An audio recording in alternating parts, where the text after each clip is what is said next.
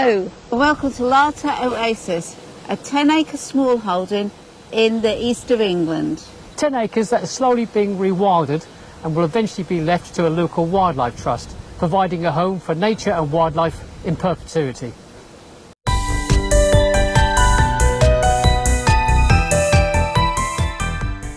A cold start, you can see the condensation rising on the open air worm bed.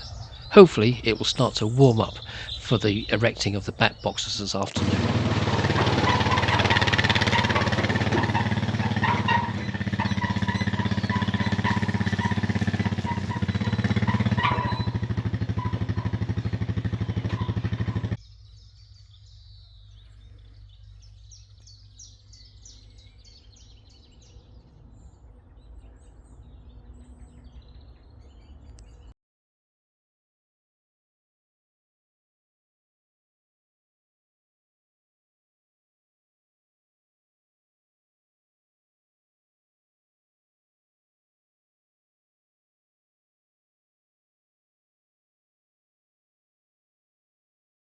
In the last video we cleared an area to make way for the installation of some bat boxes.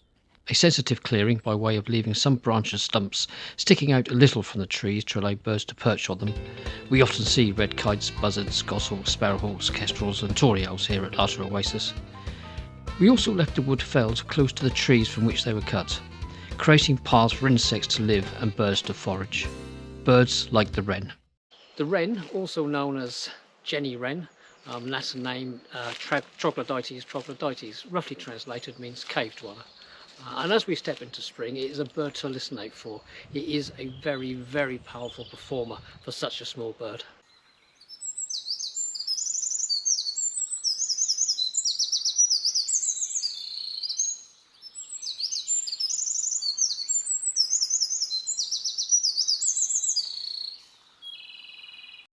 Little things can make a lot of noise. Just ask Sharon. Too much noise, she'd say. This video is going to be about putting up bat boxes. The last video was about clearing an area, ready for the boxes. Today we're going to be putting up the boxes. I'm going to be putting up some. Some of them are a bit big, bit heavy, and they're going to need some help from my nephews, and they're going to be around tomorrow. So hopefully by the end of tomorrow, Bat City will be there. In what position? Any aspect from, I would say, southeast through to southwest. Bats, when they hunt, they like to warm up first, so those positions will give the boxes a chance to warm up and keep the bats nice and warm, so they're actively ready to hunt come the evening when they emerge from the boxes. It's highly unlikely they'll use them for hibernating. They like a different kind of setup for hibernating, but you never know. And I've got a couple of smaller boxes that I am going to be putting up, one northeast, one northwest, just in case. You never know with nature. I've said that many times before, they don't read the books that we write. So I am going to put a couple up for the sole purpose of maybe they could be used in winter for hibernating. Probably go for at least 3 metres, or at least 2.5 to 3 metres above ground if you can. Sometimes that's not always possible, I appreciate that. But that's what I'm going to aim for here. Not saying I'm going to achieve it, but that's what I'm going to aim for, at least 3 metres. I would also keep the boxes away from any prevailing winds that you may have. They don't like drafts, so we get predominantly westerly winds here, so I'm going to try and keep it from west, away from the west, even though we are sheltered. So if you're in a sheltered position, then it's, again, not too bad. But we're going to try and keep it from southeast through to southwest, not going as far around to the west. I'm going to be putting at least 2 bat boxes up per tree and close to each other. One maybe southeast, maybe the other one southwest, and they'll probably be 1/2 metre different in height, so they're not all the same height. Give them a choice of what they want to use, as bats will use different places to roost for different times of the year. Wrens, male wrens, they'll build a number of nests, and then the female will go around and inspect them, and she'll choose the one she wants to use for the nesting period. And that's all we're doing here really, is we're just giving bats the option to decide which one they want to use, if at all. Fingers crossed they will.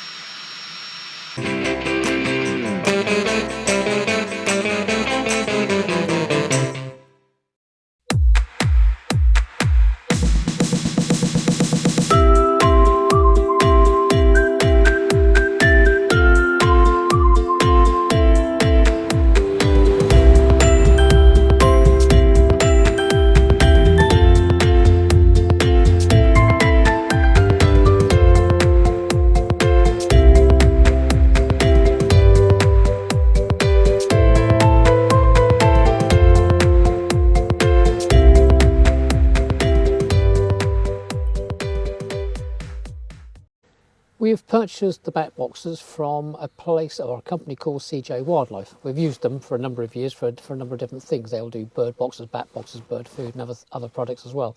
And we've never had any problems with them whatsoever. If we have had a damaged item in transit, they've changed it and exchanged it very quickly without any quibble whatsoever. So we're very happy with them, though I'm sure there are other good retailers available. CJ Wildlife were founded, I think, in 1987, a UK company based in Shropshire. They're a British company that have done well, and on the back of helping wildlife, which is even better.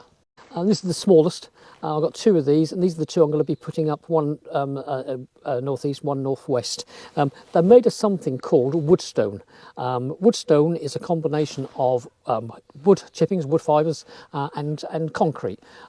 They make for a very durable product. As far as I'm concerned, I've had bird boxes at home made of something very similar called woodcrete, and they are still up and still doing well now, and that's 20 years on. I would say handle them with care because, as you can hear, they can crack easily if you're going to drop them or smack them against something. So I would treat them with care, but once they're up, they have longevity. You can open these up and they will just slip out and you can see what they're like inside. They have extra texture inside. All the woodstone products have extra texture and that allows for a better grip for the bats. They will go up with a nail on these ones. The nails I use tend to be aluminium. They don't or do very little damage to the tree, unlike other types of nails that you can use. So I'll use aluminium, but one word of warning, if you show them a hammer, they'll bend. So I tend to drill a hole first, a pilot hole, and then knock the nail in with a hammer once I've drilled the hole. That way they go in a lot easier, they're still nice and firm, and they don't buckle. This is another one of the nest boxes. Again, it's woodstone, has an inspection chamber, and again, nice and rough and textured for the bats. A lot of it is black. Black absorbs the sun, so again, it keeps it nice and warm inside for them, which is what bats want. The other thing to say is because of the material it's made from, the woodstone, it gives good insulation qualities. The temperatures don't tend to fluctuate quite as much in this kind of product as they would do in a bat box made of something else. So these are a good all-round kind of bat box, but that's another one I'll be using. The way you fix these ones is you put a screw bolt onto the tree and you put it in with a raw plug, and then this will go in there and hang from it. And all the boxes that you get from what I've bought from CJ Wildlife come with the fixings as well. I will drill a hole, put the raw plug in, put this in with a reversible ratchet, and then usually put that in. So when you hang the box, it makes sure it's not too tight. It's tight, but it's not too tight. And then every few years you just check it for the growth of the tree to make sure they're still hanging okay and there's no pressure on any of the hanging joints, any of the fixtures. Now we move on to another woodstone product, but this one's a little bit bigger and considerably heavier. Woodstone, all black, good thermal qualities, very rough and textured, and quite a bit of space in there for a few bats. At the back, again, this will hang on with a bracket rather than, which will be held with those screws, those kind of screws we're talking about, but they'll be held on with a bracket rather than just one screw. As you can see, this is a different kind of bracket. So you'll put this up on the tree like so, and with these two, the raw plugs and the bolt, the back will then slip onto this bracket and to hold the box into position. That works quite well. Put one up before, not a problem at all. This is another type of box we'll be using, but this one is not made of woodstone, it's made of wood. Again, it's got like a very textured ladder to go into it, or an opening, and it has two openings. So again, this can accommodate a number of bats quite comfortably. But it's black, again, to absorb the sun. It is wood, but it has been treated. I guess that's bat-friendly treatment. And again, this is secured with one of those screw bolts at the back. So this is quite a big box made of wood again, but painted black, or treated black. On this one, I believe there are, 4 chambers. So as you can see there's 4 chambers coming up. And again, that should accommodate quite a number of bats. In fact, probably a nursery, so they wanted to breed in there, they probably could. To hold up again, there's only one at the top, but there are 3 screws for the bottom to hold that in place. So there's 4 of those screw bolts for this. So the bat boxes, a variation, different types.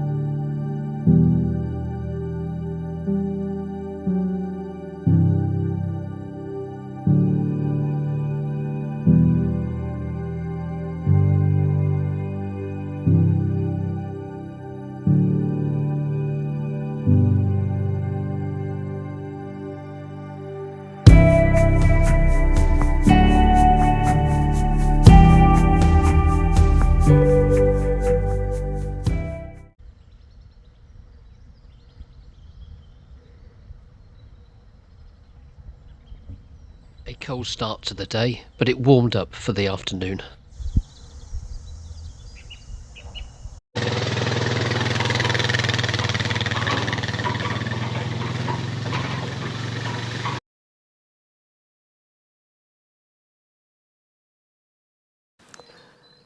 Well, there's Ben and Zach, are two of our nephews, powerful strapping lads, and they're going to do the heavy lifting for me today. Some of them boxes are just a bit too heavy, and they're young, strong, and they're going to be able to get up those ladders and help with those installation of the boxes. We've had many conversations on health and safety. I'm always wrong, they're always right. Goes without saying. Here we are having a bit of fun, trying to throw the hammer over a branch to take the rope so we can use the rope to pull up the heaviest of the boxes. Didn't go quite to plan. Zach had a fantastic idea of why don't we just use the ladders up against a tree and walk it up. Why did we didn't think of that? I do not know. So yeah, but it still left to Ben to throw it up. He had one more go and that worked and he got it over the branch. So well done, Ben, and 10 out of 10 to Zach for the common sense approach. I was lucky to get them here really. They've both got full-time jobs, so they're very, very busy boys. But they said they could give us their time up on a Saturday, which we greatly appreciate. So it was good of them to give their time up and spend some time with us and to help do these back boxes. It's always good to see those two lads. They're good fun, good sense of humour.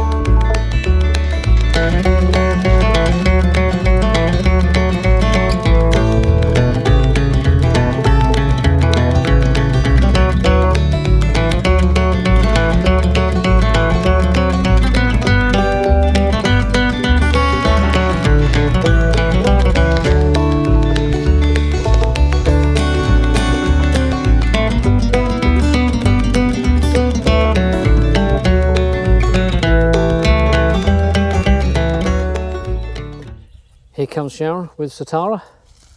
They come to inspect the work we've done so far. Satara likes to get in on the act.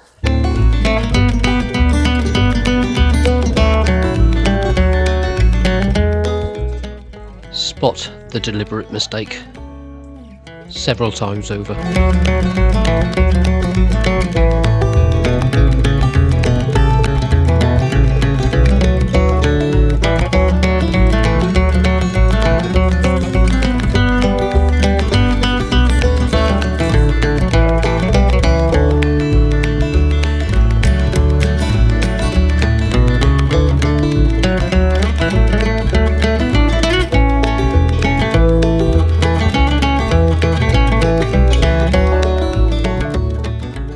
This is the last one.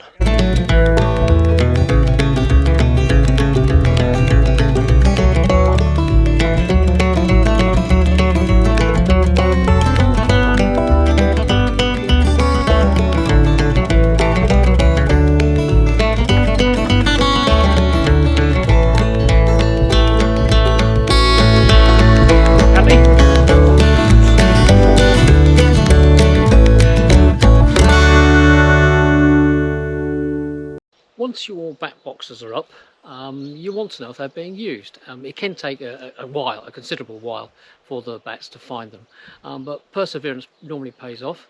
And to know if they're using them, look at the entry areas on the boxes and see if you can see any urine or poo stains, and that's a bit of a telltale sign. Another thing to do is during the day, especially in summer, is stand underneath the box and just listen for any chatter. Bats quite often chat to each other quite a lot, so that's another way you'll know if they're being occupied. Another way would be to watch at dusk and dawn to see if they return or fly out from the boxes. That would be another way of doing it. As far as opening them up is concerned, if you have chambers in your bat boxes, that's a bit of a no-no. Bats are protected by law, and it's against the law to disturb them. So what I would recommend, if that's something that you did want to do, is to contact a local bat group. And they will probably have one or two licensed people who might be able to come out and inspect for you, should that be an avenue you wish to go down.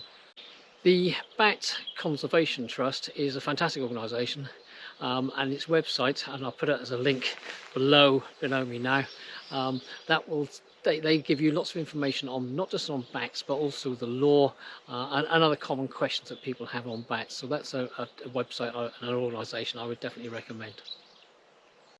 Another no-no with bat boxes is don't shine any lights, any torches up into their openings. Artificial light can and will disturb bats, so don't do that at all. But if you are curious and looking under your bat box, you can't see droppings as such because it maybe falls into an area like this where it's grasses and leaves and such, and it's been disturbed all the time and you can't really tell.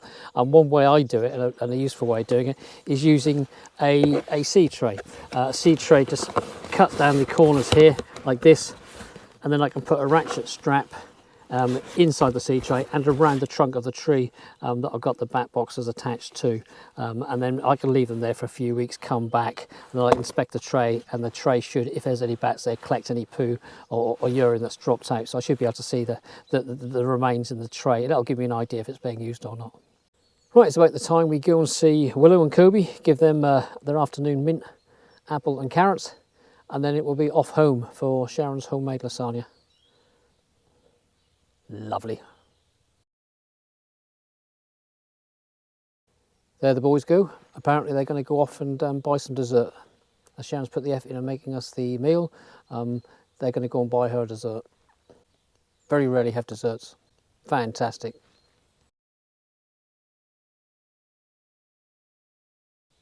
Homeward bound.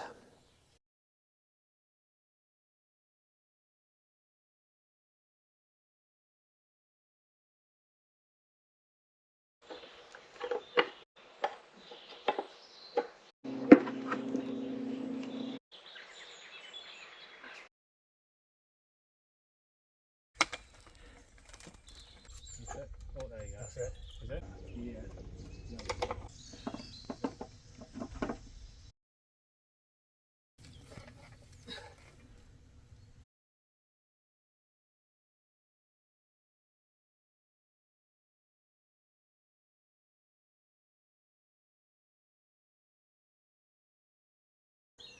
Well, the boxes are up. It just remains to be seen if they get used. It might be a few weeks, could be a few months, could be a couple of years, who knows. But they'll remain in place and we'll just see what happens. I'll keep the area cleared, so if we get any branches or some brush that will start to grow infringing on their path into the bat boxes, I'll keep an eye on it, maintain it and clear it. But it's just a matter of being vigilant and just checking them now and again. I listen for some chatter. I shall put the trays at the bottom of some of the trees here, trying to collect any urine or poo that maybe come out, and look at the entrances with some binoculars and see if I can see any evidence of any poo or urine stains at their entrances, and that'll give me an idea if they're being used. But they're up. Fantastic job, boys. Thank you very, very much. I'm pleased with the outcome. It's looking good. Hopefully the bats will feel the same.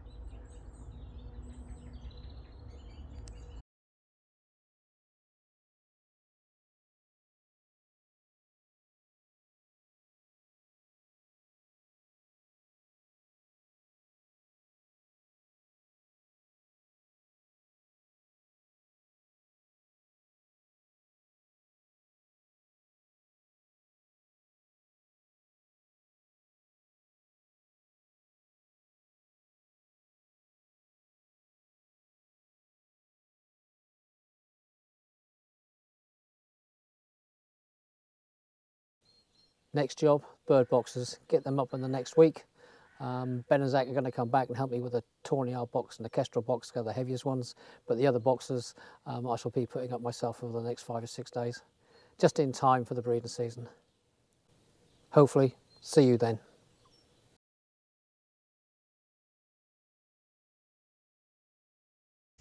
After all the hustle and bustle of the last few days, the fox still sleeps soundly.